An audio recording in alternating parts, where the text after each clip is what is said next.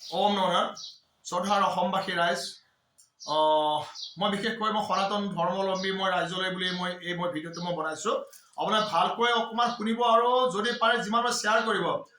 প্ৰথম কথা হৈছে ঋতু কলিতা নামৰ ব্যক্তিজনৰ ওপৰত যিসকল লোকে এফআইআৰ দিয়া বুলি কৈছে মই তেওঁলোকৰ মুকলি প্ৰশ্ন স্বামী পৰশুৰামগিৰি নাগাঁও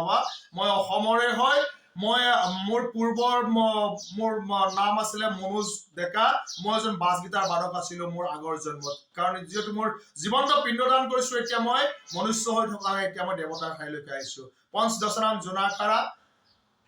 মই এজন 13 মুৰিৰ মই নগা সন্যাসী হয়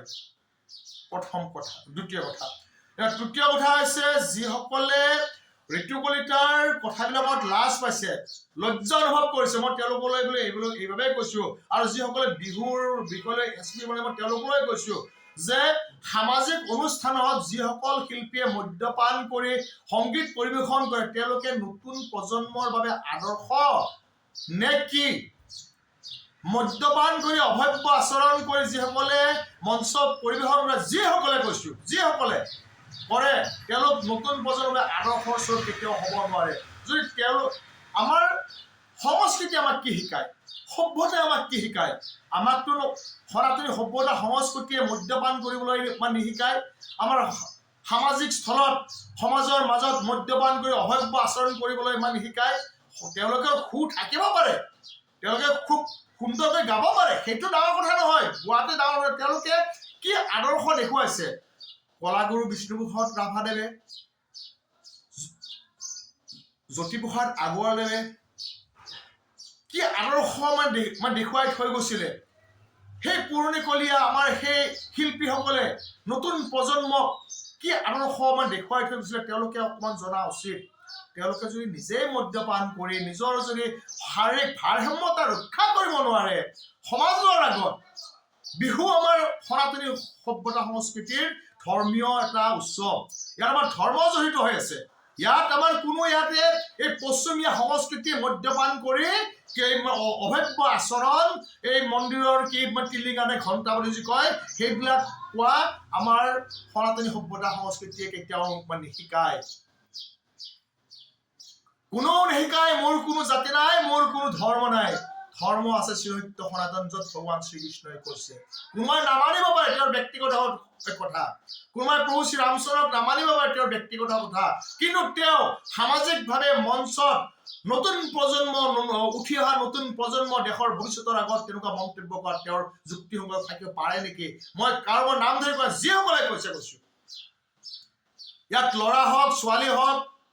বা কোনো বাদ্যযন্ত্ৰ বাদকেই হওক যিসকলে মদ্যপান কৰি মঞ্চত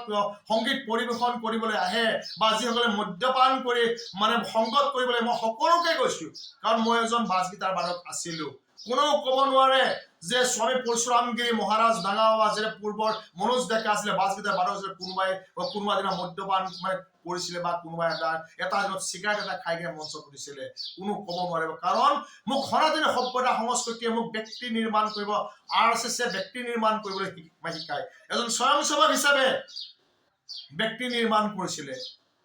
যেতিয়া ব্যক্তি নিৰ্মাণ হয় যেতিয়া ল'ৰা ছোৱালী ডাঙৰ হয় নিজৰ দিশত মানে নিজে যাবলৈ আৰম্ভ কৰে সনাতন সভ্যতা সংস্কৃতি ৰক্ষাৰ বাবে সংঘ মোৰ আদৰ্শ সংঘ মোৰ মন্দিৰ এতিয়াও সংঘ ৰাষ্ট্ৰীয় স্বয়ংসেৱক সংঘ মোৰ এটা মন্দিৰ মোৰ আদৰ্শ যি আদৰ্শই আজি মোক সন্ন্যাস হ'বলৈ মোক এটা ভাল ৰাস্তালৈ লৈ গৈছে মই শতকোটি নমন এনেকুৱা সংগঠনৰ মানে ব্যক্তিলৈ আৰু যিসকল এনেকুৱা সংগঠনৰ ব্যক্তিয়ে বৰ্তমান সময়ত মানে কিছুমান অশালীন কাম কৰিছে বা অশালীন কিছুমান আচৰণ কৰিছে মই তেওঁলোকৰ মই ভাল ক'বলৈ মই যোৱা নাই যি সংঘ কোনো ব্যক্তিগত সম্পত্তি নহয় সংঘ আছে কলিযুগৰ এটা শক্তি এই সৎ সংগত সৎ আচৰণ হয় সৎ ব্যৱহাৰ হয় সৎ পথ প্ৰদৰ্শন কৰা সকলক মই চিৰকতি প্ৰণাম স্বামী পৰশুৰামগিৰি মহাৰাজ মই এইবাৰ কৈছো যিসকলে ঋতু কলিতাৰ ওপৰত কৈছে তেওঁলোকে যিসকলে মদ্যপান কৰি সংগীত পৰিৱেশন কৰে তেওঁলোকৰ ওপৰত এফআইআৰ দিব সততা আৰু সাহসেৰে দিব পাৰিবনে মই প্ৰশ্ন কৰিছো স্বামী পৰশুৰামগিৰি মহাৰাজে মুকলিকৈ মই প্ৰশ্ন কৰিছো মুকলিকৈ প্ৰশ্ন কৰিছো যদি আপোনাৰ সততা আৰু সাহস আছে যিসকলে সংগীত পৰিৱেশন কৰিবলৈ মদ্যপান কৰি অভব্য আচৰণ কৰে তেওঁলোকৰ ওপৰত এফআইআৰ দেখাওক তেওঁলোক আমাৰ জাতিৰ বাবে এটা আদৰ্শ নহয় তেওঁলোক আমাৰ জাতি ভেদা হয়তো কলংক স্বৰূপ হৈ ৰৈ গৈছে। ওম নমো নাৰায়ণ। জয় আই অসম।